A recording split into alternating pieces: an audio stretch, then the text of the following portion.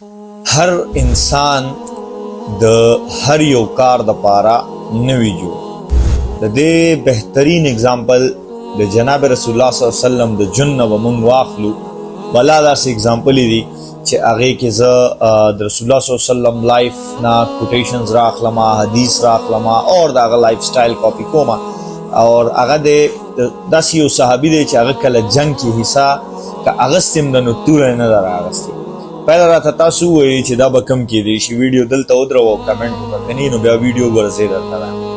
هغه د حضرت حسان بن ثابت رضی الله تعالی عنه رسول الله صلی الله علیه وسلم سره د دې چې په غزوات کې خپله حصه اغستې ده، توره راوچته کړې ده، نور صحابه کرام هم ورسره حصه اغستې ده.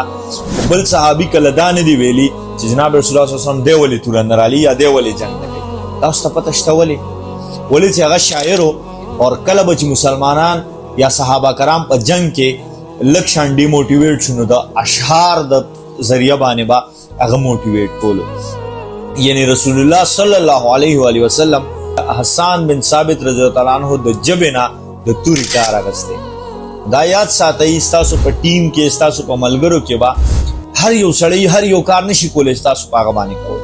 کم کس چې د کم کار دپاره جوړ دی هغه نه هغه کار واخلئ، بیا تاسو ګورئ چې ستاسو ایجنسي یا ټیم کم پروګرس او کم لیول ته رسي. خوشحاله اوسئ، آباد اوسئ.